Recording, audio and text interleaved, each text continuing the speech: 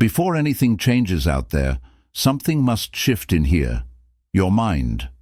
Your thoughts are the lens through which the world is shaped. Struggles, insults, setbacks, they don't define you. Your reaction to them does. And that reaction is a choice. That choice is power. In a loud, chaotic world, real strength is quiet. It's calm under pressure. It's the discipline to respond, not react. The mind isn't just a passenger in life. It's the driver. And when you master it, you stop being tossed around by circumstances and start shaping your own reality. This isn't about avoiding hardship. It's about facing it head-on with clarity, resilience, and dignity. If you're ready to train your mind, sharpen your perspective, and build the kind of inner strength that nothing can shake, then you're in the right place. Subscribe to the Stoic Code channel, where we don't just talk about philosophy, we live it. 1. Mind controls perception. Perception controls reality. Your perception is not the world, it's your version of the world, and that version, it's entirely shaped by your mind. Two people can experience the same event and walk away with completely different realities. One sees defeat, the other sees opportunity. One collapses in frustration, the other rises with clarity. The difference isn't in the event, it's in how they perceive it, and perception is a choice trained by discipline. The mind is your first and most powerful filter. Every moment that enters your life has to pass through your thoughts. If your mind is clouded by fear, insecurity, or ego, the world will look like a storm. But if your mind is calm, focused, and grounded, the same storm becomes just wind. That's the power of trained perception. This isn't wishful thinking or pretending things are fine. It's about choosing how to interpret reality in a way that gives you strength, not weakness. A job loss can be a crisis, or a clean slate. A betrayal can be an ending, or a push toward independence.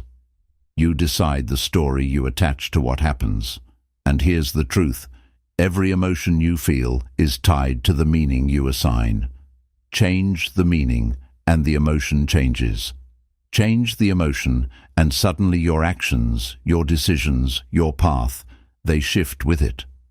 This is why ancient Stoics taught that suffering doesn't come from events themselves, but from how we interpret them. The world doesn't come with labels, you write them. And if you're writing fear, failure, and shame into everything, you're scripting your own downfall. But if you step back and reframe what you're facing, suddenly the world looks different. Not easier, not perfect, but manageable. Mastering perception doesn't mean lying to yourself. It means learning to pause, breathe, and ask the most important question. Is there another way to look at this? That's where power begins. Not in changing what happens, but in changing what it means. Because once you own your perception, you own your reality. 2. Mind is a barrier against external circumstances. The outside world will never stop changing. One day you're praised, the next you're criticized. One moment you're on top, the next you're doubted, ignored, or even ridiculed. If your sense of peace depends on what's happening out there, you'll always be at the mercy of chaos.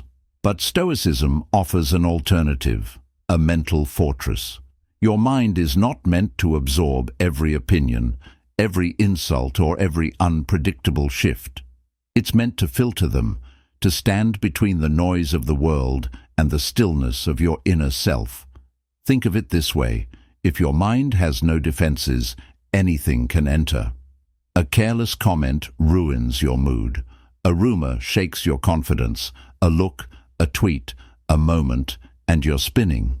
But when your mind becomes a gatekeeper, you no longer react to every knock on the door. You choose what enters and what stays out. This doesn't mean becoming cold or detached. It means developing the strength to remain calm in a storm, to hear criticism and ask, is this useful? If yes, use it. If no, let it go. No defense is stronger than discernment. Marcus Aurelius, one of the most powerful men in history, dealt with betrayal, plots, and pressure daily. Yet he wrote not about revenge or anger, but about clarity and restraint. Why? Because he knew that true strength isn't in controlling others, it's in controlling yourself. So the next time someone insults you or life throws something unfair your way, don't give your peace away for free. Step back, breathe. Ask, does this deserve space in my mind? If it doesn't, don't let it in. Your peace is not a reaction, it's a decision, and the stronger your inner barrier, the freer you become. 3. Mind is the root of freedom. What is freedom, really? It's not money. It's not fame. It's not doing whatever you want whenever you want. Real freedom is internal. It's the ability to choose your response in any situation, no matter how harsh, how unfair, or how painful. This is what the Stoics understood better than anyone. You could take everything from them, possessions, status, even their bodies, but their minds, untouchable. Epictetus was born into slavery, beaten and bound, yet he walked through life freer than most emperors. Why? Because he owned the one thing no one could take, his will. He chose how to think. He chose what to believe. He chose peace, even in pain. When you understand that your mind is your final domain, you stop being a slave to circumstance. Someone mocks you, you choose silence. A door closes, you choose to find another. The world pushes, you choose not to fall. That's the quiet superpower Stoicism teaches, the recognition that you are not your environment. You are not what happens to you. You are what you decide to do with it. We all want freedom, but we forget. It begins with restraint. Restraint from overreacting. Restraint from fear. Restraint from letting others dictate your emotions. That's why the mind is the root of all freedom. Because once you can say, you don't get to control how I feel, you're free. Free to think. Free to create. Free to stand tall in chaos and say, I am still me.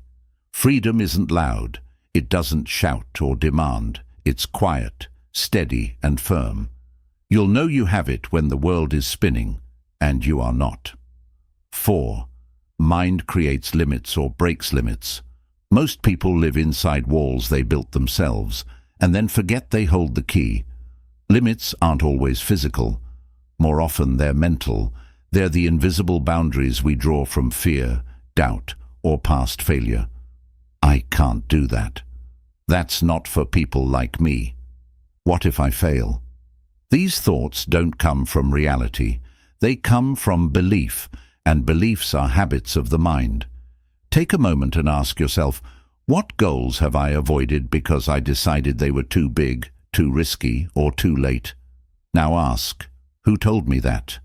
Chances are it wasn't the world. It was you. This is where mental training begins. You must learn to challenge your assumptions the way an athlete challenges their body. When Roger Bannister ran the first sub-4-minute mile, the world gasped, not just because he did it, but because so many others followed within weeks. The physical limit didn't change. The mental one did. This is how the mind works. Once you believe something is possible, your body, habits, and energy align with it. But when you believe it's impossible, you subconsciously act like that's true, and so it becomes your reality. Stoicism doesn't deny struggle. It acknowledges it and asks, what part of this can I still control? The answer is always the same, your mind.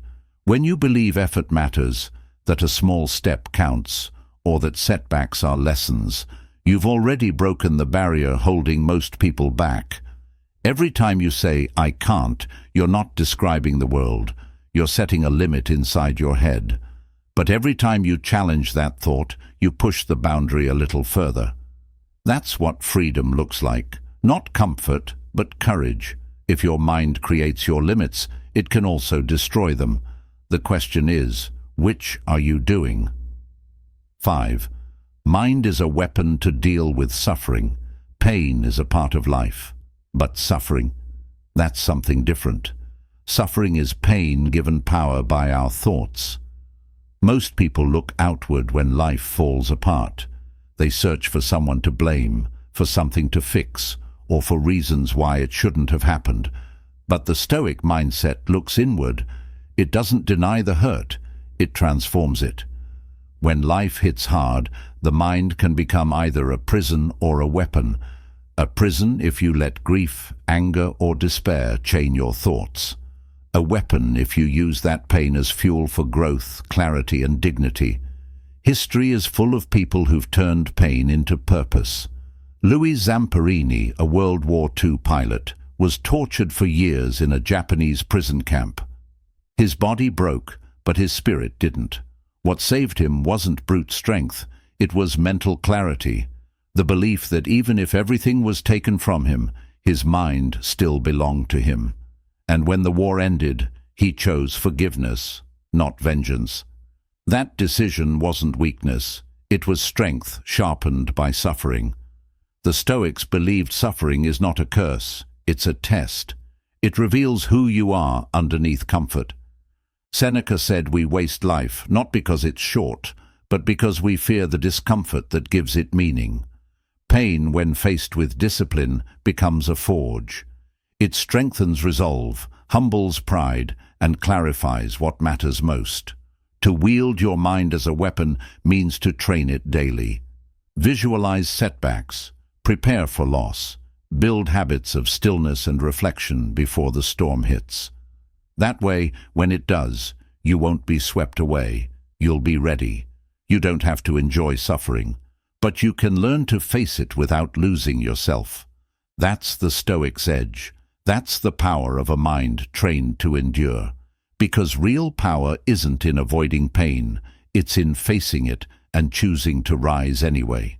6. Mind is the key to everything. At the center of every breakthrough, every comeback, every moment of clarity, there's one force, the mind. Not money, not luck, not approval. The mind is the root system beneath all transformation, and if it's strong, you grow. If it's weak, you break. The world will test you. It doesn't ask permission. It crashes in through loss, betrayal, illness, or failure. Most people aren't broken by the events themselves, but by their untrained minds, unable to absorb the impact. That's why Stoicism doesn't teach you to chase ease. It teaches you to strengthen your core. It shows you that the mind is both shield and sword. It protects you when emotions surge and cuts through confusion when the world turns dark. Think of the mind as the command center of your life. Every word you say, every reaction you choose, every belief you hold, it all begins with a single thought. And the more intentional you become with those thoughts, the more powerful your reality becomes. But here's the truth. No one tells you. This isn't easy. You can't build a sharp, steady mind by accident. It takes practice. You'll fail. You'll react. You'll get pulled into drama.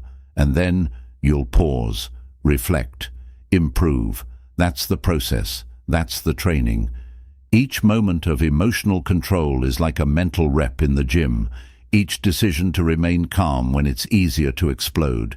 Each moment of silence when provoked. These are the building blocks of an unshakable self. You don't need to control the world. You need to control your response to it. That's where the battle is. That's where the victory lies. The mind is the key. But like any key, it only works if you know how to use it and sharpen it daily. 7. Final principle.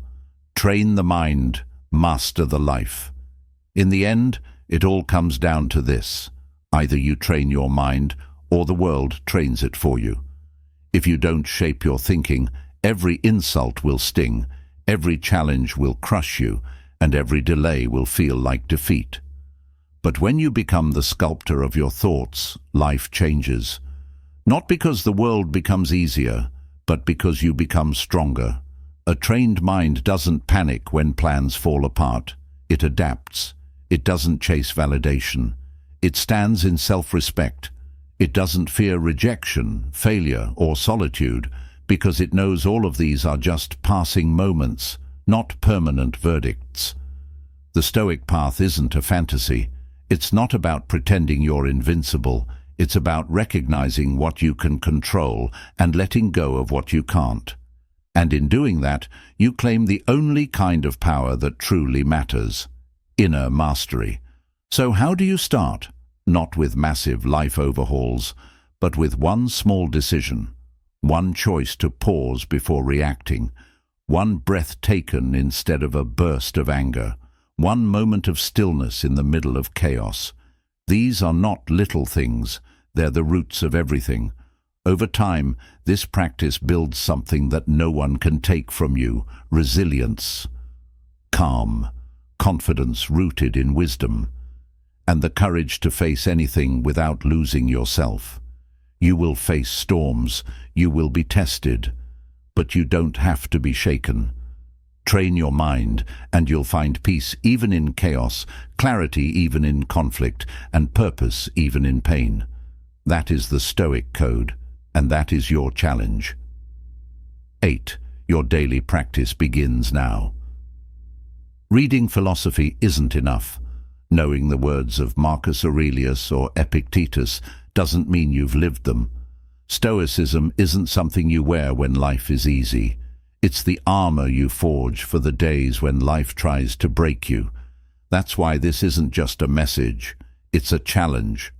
A challenge to take what you've learned and practice it in real time, not later. Now, next time you're insulted, pause. Next time you're anxious, breathe. Next time you're tempted to complain, stay quiet and ask, what's in my control? These tiny actions, repeated daily, shape you. They're how discipline is built, how peace is cultivated, and how you begin transforming from someone reactive to someone unshakable. And here's the truth most people avoid. Mental strength isn't a gift. It's not inherited. It's earned through repetition, through pain, through moments when you want to break but choose not to. That's the Stoic path. Some days you'll fail, you'll get angry, you'll fall back into old habits. That's okay. A Stoic doesn't aim to be perfect. They aim to be better, little by little, day by day. So what's the takeaway? The world won't stop testing you. People will provoke you. Outcomes will be uncertain. But your mind is always yours. Train it, sharpen it, protect it. Because once your mind is steady, the world loses its power to shake you. You don't need approval. You don't need control over everything. You need clarity. You need focus. You need that fire in your chest that says, I can endure this. I can grow from this. I can lead myself. That's what Stoicism teaches. Not how to escape life, but how to live it with strength. So as you step back into your world, remember this. You are not your emotions. You are not your failures. You are not anyone else's opinion. You are the one who decides what meaning everything holds. The mind is the key. Now it's time to use it. Everything you've heard, everything you've felt during this journey leads back to one truth. Your mind is the beginning and the end of everything. Before any change can happen in your life, it must first happen in your thoughts. The greatest challenges you face aren't out there. They're the doubts, fears, and impulses inside you. But here's the gift. That battlefield is yours. You get to decide what wins. You won't always have perfect circumstances. You won't always get fairness, applause, or comfort. But you will always have the power to choose how you respond. And that power, that's real freedom. Not the kind handed to you by society or taken away by chaos. The kind that's built from silence, self-mastery, and resilience. The kind that says, no matter what comes, I will remain grounded. I will remain clear. I will remain me. That's the Stoic way. It's not about pretending you're above pain. It's about choosing dignity in the middle of it. It's not about escaping problems. It's about walking through them with clarity, calmness, and courage. So now the question turns to you. Will you keep reacting to life, or will you start mastering your mind? Will you wait for peace to arrive, or will you build it from within? This is your path now, not just to read Stoicism, but to live it, in how you speak, how you think, how you carry yourself when no one's watching. Because the greatest proof of strength isn't how loud you speak, it's how still you remain when everything tries to shake you. So train your mind, daily, patiently, fiercely, because once your mind is strong, your world will follow. This is the Stoic Code, and it belongs to those brave enough to live it. If you're ready to go further, to grow stronger, and to stand unshaken, subscribe to the Stoic Code channel.